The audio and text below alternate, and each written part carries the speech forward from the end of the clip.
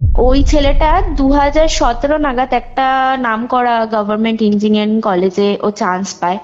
তো তারপরে ওখানে গিয়ে না একটু বকে গিয়েছিল, মানে বকে গিয়ে ও নেশা ভান করতে, খুব প্রচন্ড পরিমাণে ও নেশা ভান করা শুরু করে দিয়েছিল। অত রাতে, আর মানে দরজা টরজা কিন্তু সব লক করা। হঠাৎ করে না ও একটা, মনে হলো ওই জোরে জোরে না কেউ বাইরে থেকে দুমদুম দুমদুম করে মানে পায়ের আওয়াজ হয়, কেউ একটা ছাদের দিকে দৌড়ে চলে গেল, ছাদের সিঁড়ির দিকে। ওর না বাথরুমের ওই যে টিনের দরজাটায় কেউ নখ দিয়ে স্ক্র্যাচ করলে একটা স্ক্র্যাচিং এর আওয়াজ হয় না, নখ দিয়ে এমনি এমনি করে কেউ টানছে হালকা হালকা করে আচ্ছা, টিনের দরজার মধ্যে। শিওর এরকম আওয়াজ পেয়েছে? হ্যাঁ, ও দেখছে ওই গলির মধ্যে থেকে একটা পুরুষ কণ্ঠের কান্নার আওয়াজ পাওয়া যাচ্ছে। ওর ঘরের থেকে কেউ একটা কালো একটা ছায়া মূর্তি, হ্যাঁ, মানে ছুটে বেরিয়ে গেল ওর চোখের সামনে থেকে। বৌদি এখন আমাকে ফোন করলো দরজা খোলার জন্য, তখন আমি বেরিয়েছি। বেরিয়ে দাদা বিশ্বাস কর, আমি স্পষ্ট দেখলাম যে ছাদের কার্নিশে না কে বসে, পা ঝুলিয়ে বসে এইভাবে ঝুঁকে আমাদের চাতালের দিকে দেখছে। এবার হঠাৎ করে না শাশুড়ির না মনে হয়েছে কি ঘাড়ের কাছে কেউ একটা ঠান্ডা একটা নিঃশ্বাস ফেলেছে। হঠাৎ করে মনে হলো কি ওই পুরো ফ্রিজের মাথার কভারটা ধরে এক হ্যাঁচকায় কেউ টেনে দিলে যেমন সবকিছু একসাথে পড়ে যাবে, মানে ওনার চোখের সামনে এটা হলো। এইবারে ঠাকুমা দেখছে কেউ না হঠাৎ করে ওনার এরকম আবার একটু ঘুমটা একটু আলগা হয়েছে, এবার উনি এভাবে দেখছেন, দেখছে কি পর্দার থেকে না কেউ একটা উকি মেরে এইভাবে একটা মাথা এইভাবে উকি মেরে না ঠাকুমার ঘরের দিকে কে দেখছে।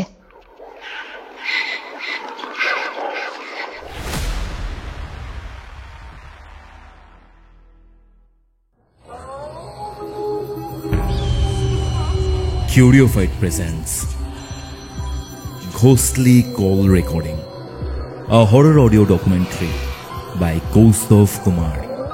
এবার ভয় পাবে তুমিও। আজকের যে ঘটনাটা আপনারা শুনতে চলেছেন সেই ঘটনাটা কল রেকর্ডিং করব এটা আমি ভাবিনি। নর্মালি কথাবার্তা হচ্ছিল, সেটা যেহেতু ফোনে অটো রেকর্ড রয়েছে রেকর্ডিং হয়ে যায়। আজকের এই ঘোষলি কল রেকর্ডিংটা একটা কেস স্টাডি নম্বর 2, এবং এই রেকর্ডিংটা করার সময় আমার বারবার মনে হচ্ছিল যে কিউরিওফাইটা ফার্স্ট যে ঘোষলি কল রেকর্ডিংটা আমি করেছি, যেটা আগরপাড়ায় আমার এক বন্ধুর সাথে ঘটে, সেরকম একটা ভাইবস পেয়েছি। আশা করছি এই যে রেকর্ডিংটা রয়েছে, এই রেকর্ডিংটা শুনে এটার যে রনেস রয়েছে সেটার সাথে পুরনো কিউরিওফাইটের আপনারা একটা নস্টালজিয়া ফিল করবেন। ঘটনাটা যথেষ্ট ভয়ের একটা ঘটনা। It is a case study. তো আমরা মানে ক্যাজুয়াল ছিলাম কথাবার্তা বলার সময়, রেকর্ড করব ভেবে তো রেকর্ড করা হয়নি।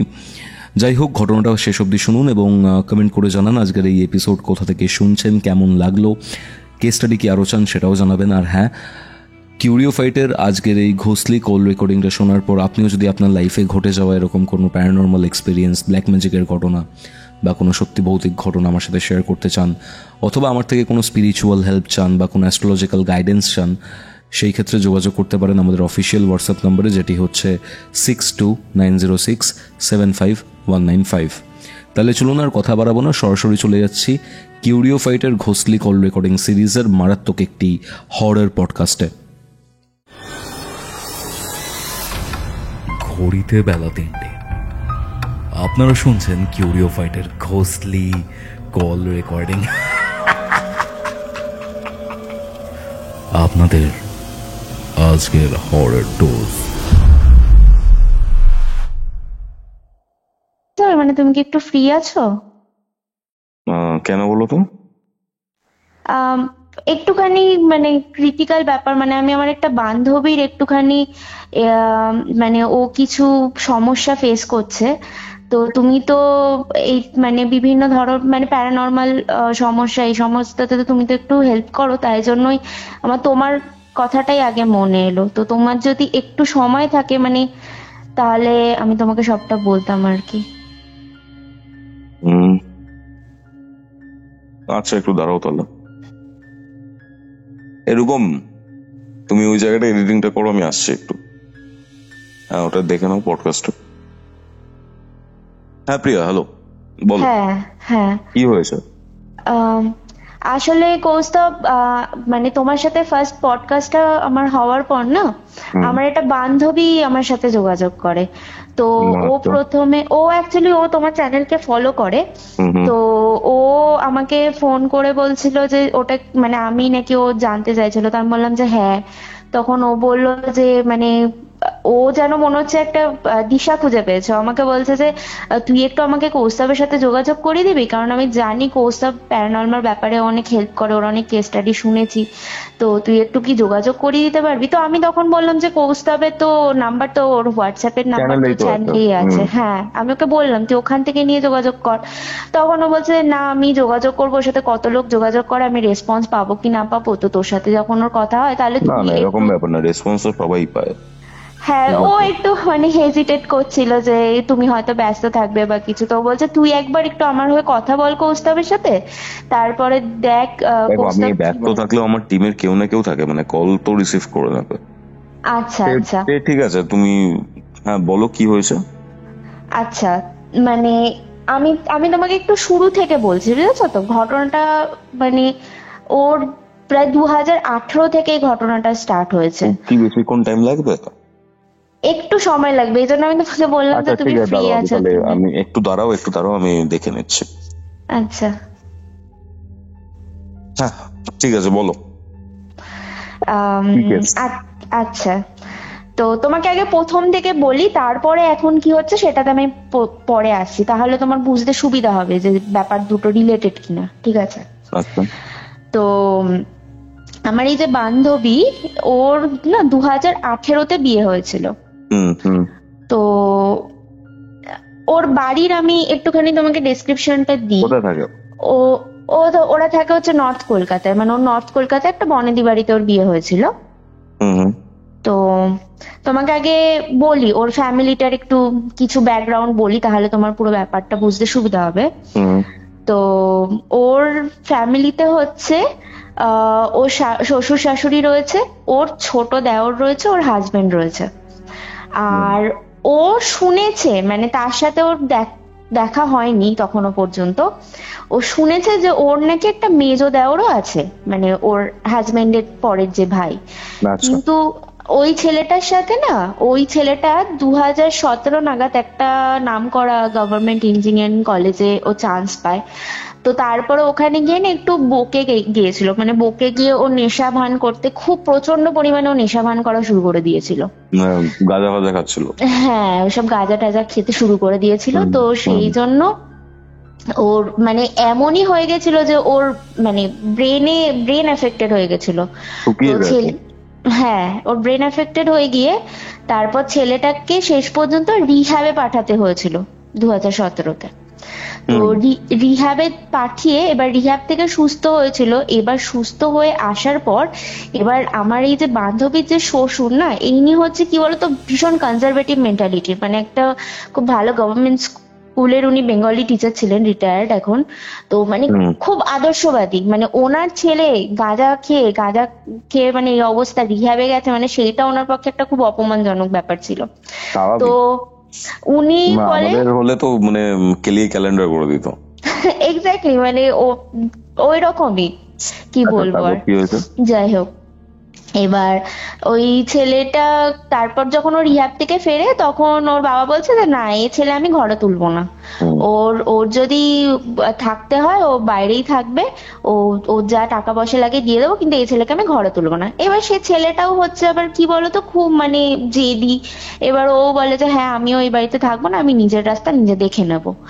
এই বলে ও বাড়ি থেকে বেরিয়ে যায়। বেরিয়ে গিয়ে পরবর্তীকালে ও কলেজও ছেড়ে দেয়। ছেড়ে দিয়ে শোনা যায় যে ও যাদবপুরের কোথাও একটা ফ্ল্যাট ভাড়া নিয়ে ছেলেটা থাকতো।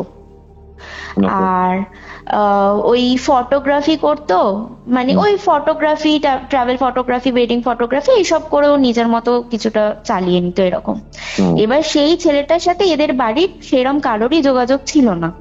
যোগাযোগের মধ্যে বলতে মানে বাবার সাথে তো কোনো যোগাযোগই ছিল না, আর মায়ের সাথে একটু যোগাযোগ ছিল। মা সেই তাও ধরো মা মানে 100 বার ফোন করলে একবার সে ছেলে হয়তো ধরতো, নিজে থেকেও কারোর সাথেই যোগাযোগ করতো না। আর এই বড়দার সাথেও যোগাযোগ ছিল, কিন্তু বড়দার সাথে পরবর্তীকালে মানে 2018 থেকে ওর যোগাযোগটা কমে যায়। তার কারণ হচ্ছে এ হচ্ছে বড়দার বিয়েতে আসেনি বলে ওর বড়দা খুব কষ্ট পেয়েছিল, যে ও বড়দা অনেকবার বলেছিল যে তুই আয় আমার বিয়েতে, কিন্তু এ ওই বাবার প্রতি রাগ বলে ও আর আসেনি। তাই জন্য ওর বড়দা দেখি আসেইনি আর। হ্যাঁ, ওর ইগোর জন্য আর আসেনি। এই আমাকে বিস্কুট দাও না। হ্যাঁ হ্যাঁ, বলো বলো বলো, শুনছি। আচ্ছা আচ্ছা, তুমি মানে তাকাচ্ছি। আচ্ছা আচ্ছা, ঠিক আছে।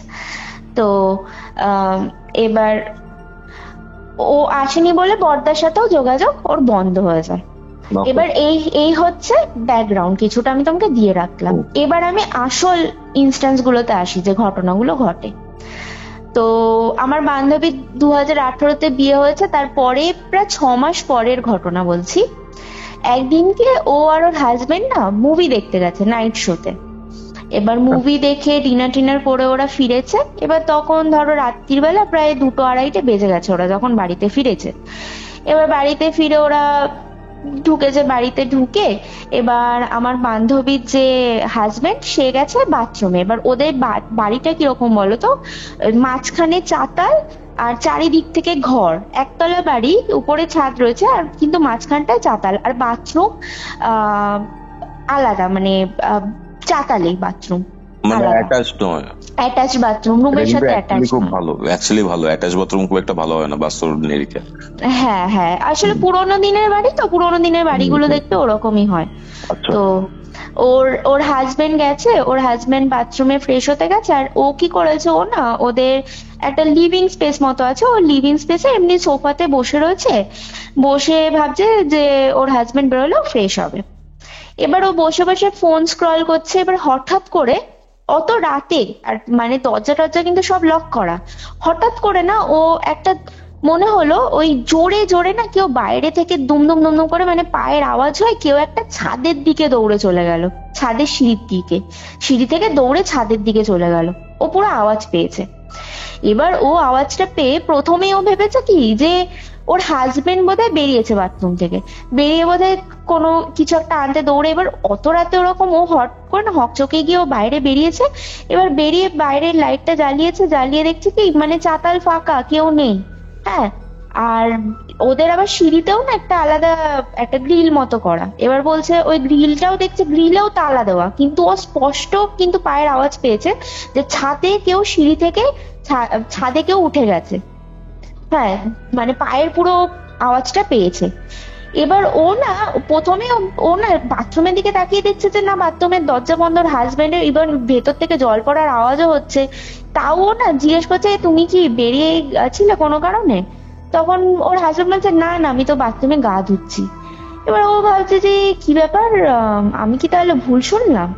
হ্যাঁ, এবার হয়েছে। এবার তারপর ওর হাজবেন্ড বাথরুম থেকে একটা কথা বলো। হ্যাঁ বল। বাথরুম থেকে বেরিয়ে গেছে এটা ভেবেছে তো, ওই শব্দের পেছনে ধাওয়া করেছে একটু একটু, তাই তো? হ্যাঁ হ্যাঁ হ্যাঁ। তো যখন ধাওয়া করেছে তখন ওই মানে ভেজা পায়ের ছাপ ফাপ দেখতে পেয়েছে, মানে হাজবেন্ড তো স্নান করছিল, না না একটা তো পায়ের ছাপ পাবে, ভেজা পায়ের ছাপ। না না, কোনো পায়ের ছাপ না, কিন্তু ও কিন্তু স্পষ্ট পায়ের আওয়াজ পেয়েছে। ইভেন আমি তোমাকে এটাও বলছি না যে ও এটাও আওয়াজ পেয়েছে যে ছাদের সিঁড়ি থেকে কেউ দৌড়ে গেছে, কিন্তু ওদের কিন্তু সিঁড়ির মুখেই গ্রিল লাগানো, সে গ্রিলে কিন্তু তালা দেওয়া। ওকে ওকে ওকে, গ্রিলে তালা দেওয়া সিঁড়ি থেকে, তাহলে কেউ যদি একটা দৌড়ে যাবেও সে তো গ্রিলটা খুলে তো সিঁড়ি থেকে তো ছাদে যাবে না, একদম গ্রিলে কিন্তু তালা দেওয়া। এটাও হয়েছে। তাও ও না অতটা পাত্তা দেয়নি। ও ভেবেছে কি জানি বাইরে গলি টলিতে আওয়াজ হয়েছে হয়তো, কারণ নর্থ কলকাতার তো, এবার ধরো পাশাপাশি বাড়ি গলি এরকম, এবার ভাবছে কি জানি বাইরে থেকে আওয়াজ হলো। যাই হোক, ও না আর অতটা পাত্তা দেয়নি। এবার তারপর ওর হাজবেন্ড বাথরুম থেকে বেরিয়েছে, বেরিয়ে এবার ও বাথরুমে ঢুকেছে। এবার ওদের বাথরুমটা হচ্ছে টিনের দরজা। এইবার ও ও বাথরুমে ফ্রেশ হচ্ছে যখন, তখন হঠাৎ করে ওর মনে হচ্ছে ওর না বাথরুমের ওই যে টিনের দরজাটায় কেউ নখ দিয়ে স্ক্র্যাচ করলে একটা স্ক্র্যাচিং এর আওয়াজ হয় না, নখ দিয়ে এমনি এমনি করে কেউ টানছে হালকা হালকা করে আচ্ছা, টিনের দরজার মধ্যে। শিওর এরকম আওয়াজ পেয়েছে? হ্যাঁ, ও শিওর, ও বলছে টিনের দরজার মধ্যে দেখবে নখ দিয়ে হালকা হালকা কেউ যদি স্ক্র্যাচ করে একটা আওয়াজ হয় না, ওই রকম আওয়াজ হচ্ছে। এবার ও প্রথমে ও ভেবেছে, মানে প্রথমেই তো মানুষের মাথায় ওরকম কিছু আসে না যে প্যারানর্মাল কিছু, বা এবার ও ভাবছে যে ইঁদুর বা কিছু হবে, হয়তো দাঁত দিয়ে স্ক্র্যাচ করছে বা কাটার, ও মানে ওটা ভেবেছে ও। এবার ও আবার কি করেছে, ও আবার বাথরুমের ভেতর থেকে হুস হুস করেছে। হ্যাঁ, এবার ওইটা যেই করেছে আবার সেই পায়ের আওয়াজ, মানে জোরে জোরে মনে হচ্ছে কোনো একটা মানুষ দৌড়ে চলে গেল বাথরুমের সামনে থেকে। আচ্ছা, ওরা আওয়াজ পেয়েছে হুস হুস করার পর। এবার ও না তখন ভয় পেয়ে গেছে, এবার ও বাথরুমে ফোন নিয়ে ঢুকেছে। এবার ও বাথরুমে ভয়ের চোটে না ও বাথরুমের দরজাটা খুলতে পারছে না। ও ভাবছে যে বাড়ির মধ্যে হয়তো কেউ ঢুকেছে, মানে কোনো চোর ফোর কেউ হয়তো ঢুকেছে। হ্যাঁ, এবার ও কি করেছে, ও বাথরুমের ভেতর থেকে ওর হাজবেন্ডকে ফোন করেছে যে একটু তাড়াতাড়ি বাইরে এসো। এবার ওর হাজবেন্ড এসেছে, এসে তারপরে ওর হাজবেন্ড ও বাথরুম থেকে বেরিয়েছে, এবার হাজবেন্ডকে বলছে কি, এই দেখো আমার মনে হচ্ছে না বাড়ি থেকে ওটা ঢুকেছে, এরকম এরকম, আমি তখন থেকে আমি তোমাকে বলছি আমি পায়ের আওয়াজ পাচ্ছি কার। এবার হাজবেন্ড বলছে কে ঢুকবে বাড়িতে, আমরা একটু আগে ঢুকলাম, আমরা ভালো করে দরজা দিলাম, কে ঢুকবে বলো তো। ঠিক আছে দাঁড়াও দেখছি। তুমি যখন বলছো, ওর হাজবেন্ড আবার সারা বাড়ির আলো জ্বালিয়েছে। আলো জ্বালার পরে এবার ওই যে আরেকটা যে হচ্ছে ছোট দেওর আমার বান্ধবী, ও না ও রাত্রিবেলা ওর নিজের ঘরে চলে যেত, কিন্তু অনেক রাত অব্দিও জেগে থাকতো, পড়াশোনা করতো বা হয়তো ফোনে কথা টথা বলতো, ও জেগে থাকতো। এবার ও ওই আলো জ্বালিয়ে দেখছে দাদা বৌদি কিছু একটা খোঁজাখুঁজি করছে, তো ও বেরিয়ে এসছে। এবার বেরিয়ে এসে বলছে কি হয়েছে রে, তখন বলছে যে এই দেখ তোর বৌদি না কার পায়ের একটা আওয়াজ পাচ্ছে। এবার ও বলছে যে আরে দাদা আমার মনে হয় না বৌদি খুব একটা ভুল বলছে, জানিস তো আমিও আওয়াজ পাচ্ছি। বলছে আমিও পাচ্ছি, ইভেন আমি কখন থেকে পাচ্ছি জানিস, যখন থেকে ওই ধরো ওরা রাত্রিবেলা খেয়ে দিয়ে ওরা 10টা সাড়ে 10টা নাগাদ সবাই যে যার ঘরে শুতে চলে গিয়ে ওদের চাতালের আলো নিভে গেছে। বলছে ডিনার করে নেয়? হ্যাঁ, ওরা ডিনার করে যে যার ঘরে চলে যায়। বলছে তো মানে খুব ডিসিপ্লিন ফ্যামিলি আর খুব কনজারভেটিভ, মানে শ্বশুর শাশুড়ি দুজনেই টিচার, ভাবুন তাহলে। এবার 10টা ওর ডিনার, আপনি তো চলে গেলে কেন ওটা? আচ্ছা মানে গুলিয়ে গেছে, যাই হোক। এবার ওর শ্বশুর শাশুড়ি হচ্ছে মানে দুজনেই ভীষণ কনজারভেটিভ, তো এরকম 10টা সাড়ে 10টা সব ওরা চলে গেছে। বলছে জানিস তারপর থেকে আমিও সমানে আওয়াজ পাচ্ছি যে বাইরে চাতালে কেউ দৌড়াদৌড়ি করছে জানিস। বলে আমি নিজে দুবার বেরিয়ে এদিক ওদিক দেখেছি। হ্যাঁ, তারপর থেকে আমার মনে হয় না বৌদি ভুল বলছে। তখন এবার ওরা বলছে কিন্তু আমরা তো বাড়ির সবকিছু দেখলাম।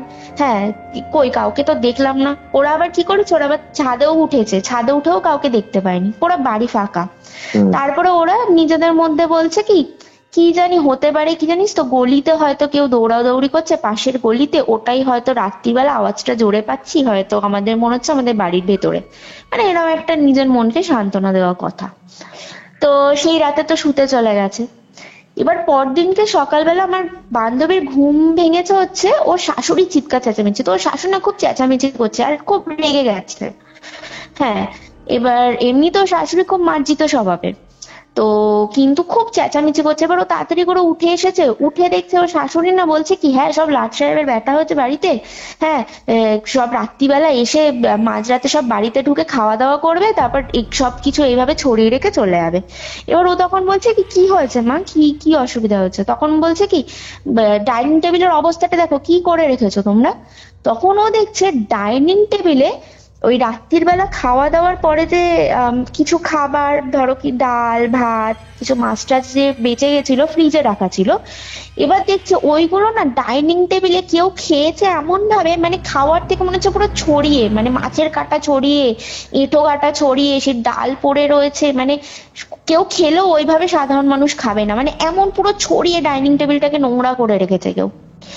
এবার ও তখন বলছে যে না আমরা তো রাতে খাইনি, আমরা তো খেয়ে এসছি, আমরা বাইরে থেকে তো আমরা খেয়ে এলাম, আর আমরা তো রাত্রির 2:30-3টে অব্দি আমরা সবাই জেগেছিলাম, তখনও তো ডাইনিং টেবিলে এরকম কিছু নোটিস করিনি। তখন বলছে কি হ্যাঁ তাহলে কে খেয়ে যাবে, হ্যাঁ ইঁদুর বিড়াল কি ফ্রিজ থেকে বার করে ছড়িয়ে খেয়ে যাবে। সেটা তো সম্ভব না, তোমরাই কেউ করেছো, হ্যাঁ এই টমেটো পরিষ্কার করনি আর সব চলে গেছে, এখন অস্বীকার করছো।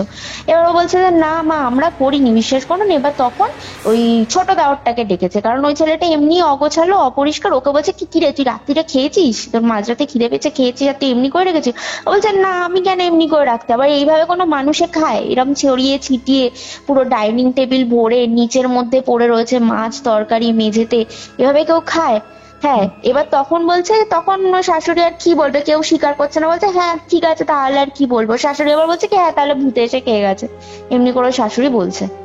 এবার তখন আমার বান্ধবী মনে মনে ভাবছে কি এটা নিশ্চয়ই ওর ওই ছোট দেওরেরই কাজ হবে, ওই ব্যাটা এরকম অগোছালো, এখন মায়ের বকা খাওয়ার ভয় ও আর বলছে না।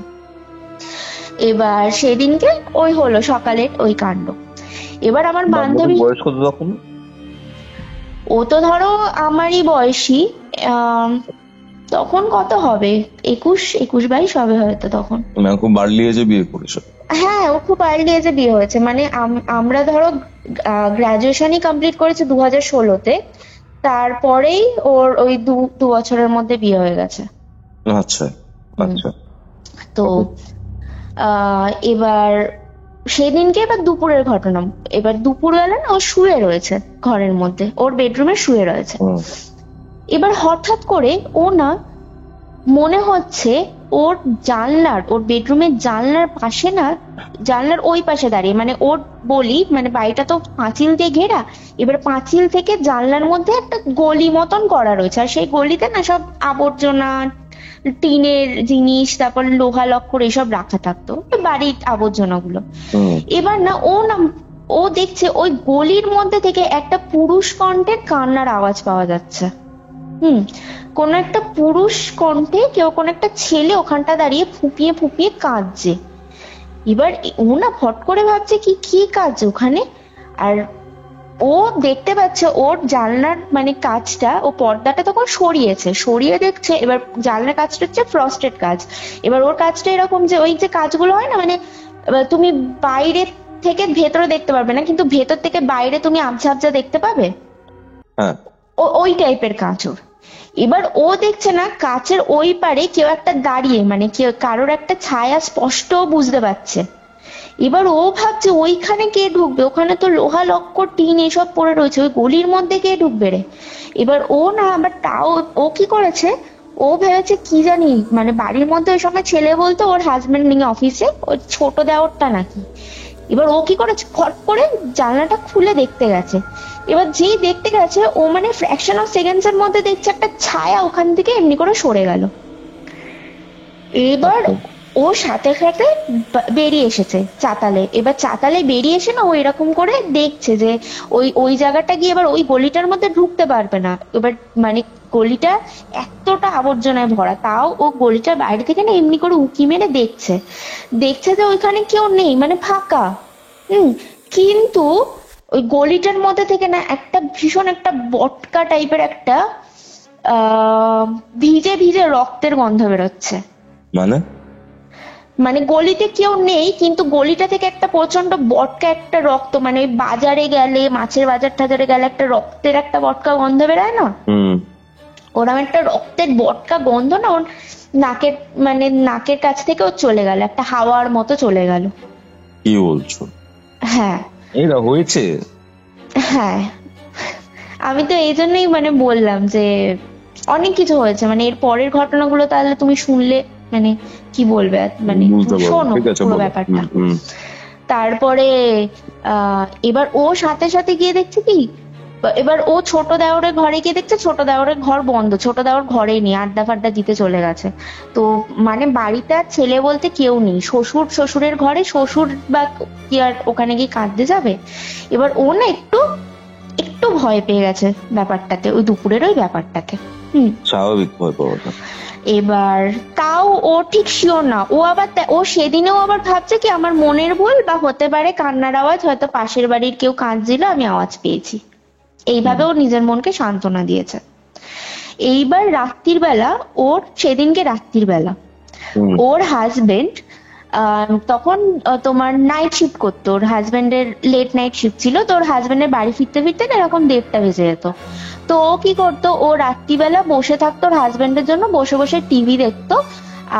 আর ওর হাজবেন্ড ওই 1:30 নাগাদ বাড়ি এলে দরজা খুলে দিত, তারপরে ওরা আস্তে আস্তে শুতে যেত।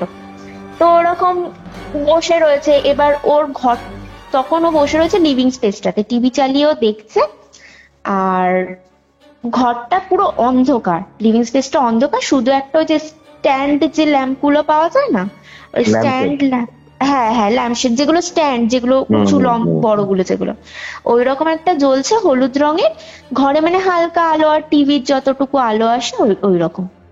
এবং লিভিং স্পেসটার আমি একটু মানে বর্ণনাটা তোমাকে দিই। লিভিং স্পেসটার হচ্ছে দুধারে দুটো ঘর, একটা ঘর হচ্ছে আমার বান্ধবীর ঘর, আর একটা ঘর হচ্ছে ওর শ্বশুর শাশুড়ির ঘর।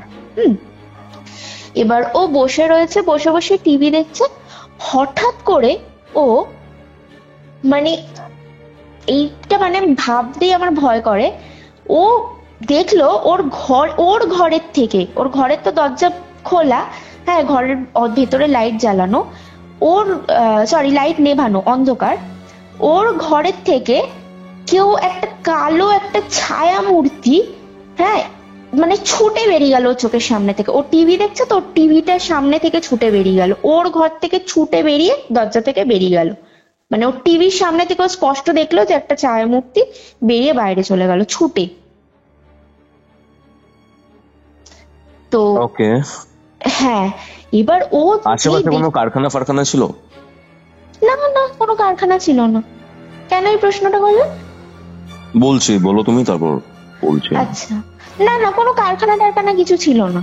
ওকে, মানে এমনি বাড়ি, আশেপাশে অনেক বাড়ি রয়েছে কিন্তু কারখানা নেই। হ্যাঁ, তো এরকম এক ছুটে না কেউ এরকম করে বেরিয়ে গেল ওর বেডরুমের থেকে, মানে ও না হক চকে গেছে যে আমার বেডরুম থেকে কে ছুটে বেরাবে, আমার বেডরুমে কে ছিল। এবার ও না ওটা যে হয়েছে, আর ওর সে দুম দুম দুম দুম করে পায়ের আওয়াজ, আর ঠিক শুনতে পেলো যে ছাদের দিকে উঠে গেল। এইবারে ও না চিৎকার করে উঠেছে ভয়ের চোটে। এবার চিৎকার করতে তাড়াতাড়ি করে ওর দেও, ও শ্বশুর শাশুড়ি সবাই ওর বেরিয়ে এসেছে। এবার শাশুড়ি বলছে কি হয়েছে কি হয়েছে, তো বলছে মা আমার ঘর থেকে একটা ছুটে বাইরে বেরিয়ে গেল। এবার শাশুড়ি বলছে কে বেরাবে, দাঁড়াও তো দেখি। এবার বাইরে ওরা বেরিয়ে একটু এদিক ওদিক দেখলো, না কেউ নেই। আর ওটা তো সম্ভব না, না ঘরের মধ্যে কে লুকিয়ে থাকবে, কেউ তো ওইভাবে লুকিয়ে থাকবে না।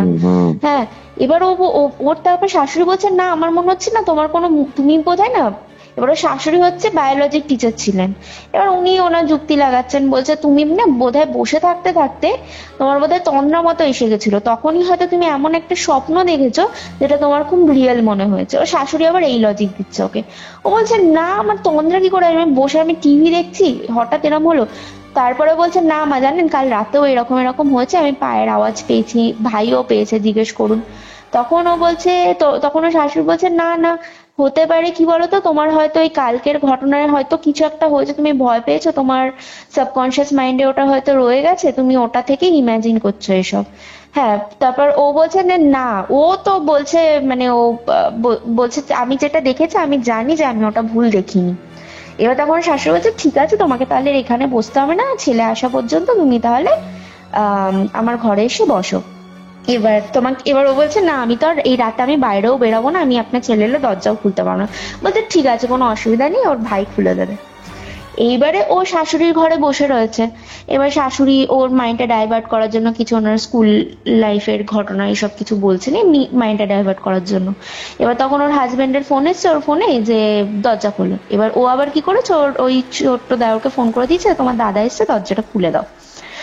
তো এই ফোনটা হয়েছে, এবার ঠিক তার 2 মিনিট পরে ওর ছোট দেওরের চিৎকার, এই কে রে, কে বসে, কে ওখানে, কে ওখানে করে চিৎকার। হ্যাঁ, আর এবার এরা কি করেছে, তখন আবার বাইরে বেরিয়ে এসেছে। এবার বাইরে বেরিয়ে এসে ছোট দেওরটাকে জিজ্ঞেস করছে কি হয়েছে কি হয়েছে কি হয়েছে। তখন ছোট দেওর বলছে দাঁড়াও পরে বলছি, আগে তাড়াতাড়ি দাদাকে বলছে দাদা তুই তাড়াতাড়ি চলতে, একটা লাঠি শাবল টাবল নিয়ে কিছু একটা নিয়ে তাড়াতাড়ি ছাদে চ। এবার দাদা বলছে কি হয়েছে আগে বল, বলছে না তুই আগে ছাদে চ তারপরে। এবার গেছে, এবার ছাদে গিয়ে দেখছে কি ছাদ ফাঁকা। এবার তারপরে ও নেমেছে, এবার না ছোট দেওরের মুখে না স্পষ্ট একটা মানে ভ্যাবাচাকা খেয়ে ভয়ের চিহ্ন। এবার বলছে কি হয়েছে বলবি তো, বলছে কি তুই তুই যখন বৌদি এখন আমাকে ফোন করলো দরজা খোলার জন্য, তখন আমি বেরিয়েছি, বেরিয়ে দাদা বিশ্বাস করো আমি স্পষ্ট দেখলাম যে ছাদের কার্নিশে না কে বসে, পা ঝুলিয়ে বসে এইভাবে ঝুঁকে আমাদের চাতালের দিকে দেখছে। অন্ধকারে আমি স্পষ্ট দেখলাম। বাপরে বাপ। বলছে আমি স্পষ্ট দেখলাম ছাদের ওরকম বসে এইভাবে পুরো দেখছে। আর তখনই যে আমি এই কেড়ে কেড়ে কেড়ে এরকম করলাম, তখনই আমার স্পষ্ট আমার মনে হলো যে আমি তাকে কিন্তু, আমি কাউকে কিন্তু পালিয়ে যেতে দেখলাম না। আমার স্পষ্ট মনে হলো কি মানে সে জাস্ট ভ্যানিশ হয়ে গেল ওখান থেকে। বলছে সে জাস্ট ভ্যানিশ হয়ে গেল, এইরকম আমার পুরো স্পষ্ট দেখলাম। এবার ও বলছে তাও আমার মনে হলো কি বলতো, আমি অন্ধকারে কি জানি, আমি হয়তো ভয়ে, আমি তখন আবার দরজাটাও তোকে খুলে তুই যাতে ঢুকিস, আমি তাহলে দুজন মিলে যেতে পারবো। আমি আবার ভাবলাম কি জানি হয়তো আমার চোখের আড়ালে হয়তো ফট করে চলে গেল। কিন্তু তারপরে তো গেলাম ছাদে, তো দেখো কেউ যদি, ওদের একতলা বাড়ি এটা আমি মানছি, কিন্তু ব্যাপারটা হচ্ছে ছাদে থেকে কেউ যদি বেয়েও ওঠে, প্রথম কথা ওদের ছাদ বেয়ে ওঠার খুব একটা কোনো সুযোগ নেই, ওদের একটাই মানে একটাই ছাদ বেয়ে ওঠার মতো জিনিস হচ্ছে পাম্প, কিন্তু সেই পাম্পে কেউ ওরকম ফট করে উঠতে পারবে না অত রাতে। আর তার থেকে বড় কথা, কেউ যদি বেয়ে ওঠেও তার তো বেয়ে নামতেও তো সময় লাগবে। আর ওরা ছাদে গিয়ে না, ওরা এরকম নিচে চারিদিকে তাকিয়ে দেখেছে যে কেউ আছে কিনা, সেখানেও দেখছে কেউ নেই। এবার যদি ধরো আমি আর দেখো নর্থ কলকাতায় বাড়ি, যদি এরকম ভাবে নামতেও চায় পাড়াপড়শি দেখতে পাবে, আর পাড়াপড়শি তো দেখতে পাবে, প্লাস ওরাও তো ছাদ থেকে, মানে একটা চোরের তো দৌড়ে যেতেও তো সময় লাগবে গলিগালা থেকে না। দেখতে পেলে তো ঠেঙিয়ে মানে বৃন্দাবনে পাঠিয়ে দেবে। বাট হ্যাঁ বুঝতে পারছি, সিনটা বুঝতে পারছি। তারপর বুঝতে পেরেছো? এইবার তারপরে না ভেবা থেকে ওরা সবাই একটু হকচকে গেছে। এবার তখন আর বান্ধবী শ্বশুর বলে না তার খেয়ে হবে, আমার মনে হচ্ছে কোনো চোরের উৎপাত, তোমরা এক কাজ করো, তোমরা কালকে একবার একটু আশপাশে বাড়িতে একটু খোঁজ নিও যে কাউকে আমাদের বাড়িতে উঠতে উঠতে দেখেছে কিনা, দরকার পড়লে একবার থানাতেও একটু জানিয়ে রেখো। এরকম করে আবার আমার বান্ধবীর শ্বশুর বলেছে ওদেরকে। এবার পরদিনকে এবার ওরা একটু সত্যি ভয়ও পাচ্ছে যে চোরের যদি উৎপাত হয় না, ওদের বাড়িতে একতলা চোর যদি বাই চান্স ওঠেও, উঠে না সোজা লাফ মেরে চাতালে নেমে যেতে পারবে চোর। এবার ওরা আবার পরদিনকে গিয়ে না একটু আশপাশে বাড়িতে জিজ্ঞাসা করেছে যে তোমাদের বাড়িতে কি কোনো এরকম চোর টোর এসেছে, কাল আমাদের বাড়িতে মনে হয় চোর এসেছে। এবার ওরা বলছে যে না এরকম হয়, আর এই পাড়াতে তো চোর কোথায়, আর চোর এই পাড়াতে চোর তো কখনো দেখিনি, হঠাৎ করে তোমাদের এরকম চোরের উৎপাত হলো। তো ওরা আবার কি করেছে, ওরা না আবার থানাতেও গেছে, লোকাল থানায় গিয়েও একবার জানিয়ে এসেছে যে এরকম। এবার থানা বলছে যে দেখুন আপনারা কাউকে তো ধরতে পারেননি, তাহলে আমরা এরকম কিভাবে, আপনারা কি দেখেছেন আর কিভাবে কি বলবো। থানা ওরকম বলছে ঠিক আছে, আর হলে তখন যদি ধরতে পারেন জানাবেন, এরকম করে। তো হয়ে গেল। এইবার সেই দিনকে মানে সকালে তো এইসব হয়েছে, আশেপাশে জিজ্ঞেস করা, থানায় যাওয়া ঠাওয়া। এইবারে আমার বান্ধবীর শাশুড়ি দুপুর বেলায় রান্নাঘরে মাছের মাথা দিয়ে মুগ ডাল বানাচ্ছে। এবার উনি হ্যাঁ, এবার উনি মুগ ডাল বানাতে বানাতে মাছের মাথা দিয়ে উনি না মনে মনে ভাবছেন যে আমার মেজো ছেলেটা না মাছের মাথা দিয়ে মুগ ডাল খেতে খুব ভালোবাসতো। হ্যাঁ, আর কি করে জানতে পারলে? ওর শাশুড়িটা বলেছে, মানে পরে বলেছে যে যখন ওর শাশুড়ি ঘটনাটা বলেছে, উনি তখন বলছে যে আমি বানাচ্ছি আর আমি মনে মনে ভাবছি যে আমার মেজো ছেলেটা এরকম মুগ ডাল খেতে খুব ভালোবাসে। এবার হঠাৎ করে ওর শাশুড়ির না মনে হয়েছে কি ঘাড়ের কাছে কেউ একটা ঠান্ডা একটা নিঃশ্বাস ফেলেছে, ঠান্ডা নিঃশ্বাস ফেলছে, মানে কেউ পিছনে দাঁড়িয়ে যদি ঘাড়ের কাছে মাথাটা নিয়ে যদি ঠান্ডা নিঃশ্বাস ফেলে, ঠিক যেরকম ওই রকম একটা ঠান্ডা নিঃশ্বাস। আর ওর শাশুড়ির নাকেও না একটা বোটকা, এরকম একটা রক্তের, শুকনো রক্তের বোটকা গন্ধ, সেই সেই যে গন্ধটা আমার বান্ধবী পেয়েছিল সেম ওরম গন্ধ। এবার ও শাশুড়ি এরকম ফট করে পিছন ঘুরেছে, কে দাঁড়িয়ে আছে এরকম দেখতে গিয়ে ও শাশুড়ি দেখছে কেউ নেই। এবার ও শাশুড়ি এরকম পিছন দিকে, ডালটা কিন্তু তখন ফুটছে, আর ও শাশুড়ি এরকম পিছন দিকে তাকে না শাশুড়ি বোঝার চেষ্টা করছে যে ব্যাপারটা কি হলো আর গন্ধটা কিসের। এইবারে ওর শাশুড়ির পিছনে ফ্রিজটা রাখা, এবার ফ্রিজের ওপরে না, ফ্রিজের ওই কভার দেওয়া, আর কভারের ওপর অনেক ছোট ছোট জিনিস রাখা, মানে ওই ছোট তেলের ডিব্বা, এই ডিব্বা সেই ডিব্বা, এরকম বিভিন্ন ছোট ছোট কৌটো সব রাখা। ও শাশুড়ি বলছে মানে উনি এরকম দাঁড়িয়ে দেখছেন, বোঝার চেষ্টা করছেন, হঠাৎ করে মনে হলো কি ওই পুরো ফ্রিজের মাথার কভারটা ধরে এক হ্যাচকায় কেউ টেনে দিলে যেমন সবকিছু একসাথে পড়ে যাবে, মানে ওনার চোখের সামনে এটা হলো। মানে ধরো একটা ফ্রিজের ওপরে কভার রাখা, এবার কেউ ধরো হ্যাচকা মেরে কভারটা শুদ্ধ ফেলে দিল, এবার সব জিনিস আর কভারটা একটা ফোর্সে পড়ে যাবে না, পুরো ওইরকম, পুরো ওইরকম হয়েছে। কাউকে মানে উনি চোখের সামনে শুধু দেখলেন ওটা হ্যাচকা মেরে কে যেন। বেড়াল ফেরাল কিছু? বেড়াল না, বেড়াল থাকলে কি করে, বেড়াল ওইভাবে হ্যাচকা মেরে ফেলতে পারে কি? আর ডেফিনেটলি মানে করলেও তো দেখতে হবে, রাইট? হ্যাঁ, উনি তো দেখছেন কেউ নেই ওখানে, বুঝতে পেরেছো? এবার উনি না ভয় পেয়ে গেছেন, উনি বলছে কি, আমি বল এবার হাওয়াতেও পড়া কিন্তু অন্য একটা, যদি ধরো দমকা হাওয়া দেয় কিছুটা জিনিস পড়বে, হ্যাঁ ধীরে ধীরে পড়বে, একটা সামনের ফ্লো দিকে তো পড়বে না, না না, ওরম হ্যাচকা মেরে পুরো মানে হ্যাচকা মেরে টানলে যেরকম পড়ে ওই রকম, মানে সবগুলো একসাথে একটা ফোর্সে পড়ে গেল একদিকে, আচ্ছা। এইরকম। এবার উনি না ভয় পেয়ে কিছুক্ষণ ভেবাচাকা খেয়ে, এবার উনি এমনিতে সাহসী মহিলা, এবার উনি কি করেছেন, উনি না ভাবছে কি কি জানি কি হলো, এটা কি কোনো দমকা হওয়ায় পড়ে গেল, এই ভেবে না উনি আবার সেই জিনিসপত্রগুলো আবার উনি তুলেছেন। হ্যাঁ, উনি আবার মানে গোছাচ্ছেন জিনিসগুলো, ফ্রিজের মাথাটা গোছাচ্ছেন ওই মাটি থেকে জিনিসগুলো তুলে। এবার এই সমস্ত করতে ধরো ওনার 2-3 মিনিট সময় গেছে। এবার উনি পিছনে এসে যখন ডালটা চেক করতে গেছে, তুমি বিশ্বাস করো না কৌস্তব, দেখছে ডালের মধ্যে মাছের দুখানা মাথা দিয়েছিল, একটাও কাটা নেই, একটাও মাছের মাথা নেই, মানে ডাল পুরো ভেজ ডাল হয়ে গেছে এরকম। এটা শুনে হাসবো না কাঁদবো বুঝতে পারলাম না। মানে মানে তুমি ব্যাপারটা একবার ভাবো, মানে একটা ওরকম ঘটনা যার সাথে ঘটে মানে সে কাঁদবেই, ঠিক আছে? এবার বলছে যে ডালে এরকম উনি বলছে আমি এরকম দেখছি হাতা দিয়ে, হ্যাঁ দেখছি কোনো কাটা নেই, ডাল মানে পুরো ফাঁকা, দুখানা মাছের মাথা দিয়েছে, একটাও কোনো মাছের মাথার কাটা নেই। এবার কোনো বিড়াল টিড়ালও যদি ধরো, আমি মানলাম যদি তর্কে খাতিরে বিড়াল ঢোকে, মানে কি করে নেবে, বিড়ালের মুখ পুড়ে যাবে। হ্যাঁ, গরম তো ফুটছে ডাল না। এইবার ওর শাশুড়ি তখন চিৎকার করে আমার বান্ধবীকে ডেকেছে যে বৌমা বৌমা একটু তাড়াতাড়ি আসো তো, এরকম আসো তো। আর বান্ধবী তাড়াতাড়ি এসেছে, এবার বান্ধবীকে না সব ঘটনা উনি বলেছেন। এবার তখন বান্ধবী বলছে দেখেছেন মা, এবার উনিও এবার বলছে যে না আমার মনে হচ্ছে কিছু সমস্যা, কারণ যা যা ঘটছে এই 2-3 দিনে না এগুলো স্বাভাবিক না, আমি তোমাদের বিশ্বাস করছিলাম না, কিন্তু আমার সাথে এখন যেটা ঘটলো কোনো নিশ্চয় প্রবলেম আছে, তুমি একবার ঠাকুমাকে ফোন করো। এবার ঠাকুমা বলতে আমার বান্ধবীর ঠাকুমা শাশুড়ি, মানে এবার সেই ঠাকুমা হচ্ছেন উনি, ওনার 2 ছেলে, তো উনি কিছুদিন এই আমার বান্ধবীর শ্বশুর বাড়িতে থাকতেন আর কিছুদিন ওনার আরেক ছেলের কাছে থাকতেন এইরকম। এবার ওই ঠাকুমা তখন ওনার ওই আরেক ছোট ছেলের কাছে ছিল। এবার সেই ঠাকুমাকে ফোন করেছে যে ঠাকুমা তুমি আসো। এবার সেই ঠাকুমা না খুব মানে শক্ত সামর্থ্য ছিলেন উনি, উনি হঠাৎ করে এই 2 বছর আগে উনি স্ট্রোক করে হঠাৎ করেই মারা গেছেন, কিন্তু উনি যতদিন বেঁচে ছিলেন মানে খুব শক্ত সামর্থ্য মানুষ ছিলেন। তো উনি না এসেছেন ওদের বাড়িতে, উনি সব শুনে বলছে ঠিক আছে দাঁড়া আমি দেখি, আমি বিকেলের দিকে একবার যাব। এবার উনি বিকেলের দিকে এসেছেন, এবার বিকেলের দিকে এসে সব ঘটনা শুনেছেন, শুনে বলছে যে না নিশ্চয়ই এটা তো একটা এটা তো স্বাভাবিক ঘটনা নয়, ঠিক আছে আজকে তো কিছু করা যাবে না, কালকে আমি যাব। এবার ওখানে একটা খুব নামকরা কালী মন্দির আছে, নামটা আমি উল্লেখ করলাম না, তো ওনার ওখানে ঠাকুর মশাইয়ের সাথে খুব জানা পরিস্থিতি ছিল।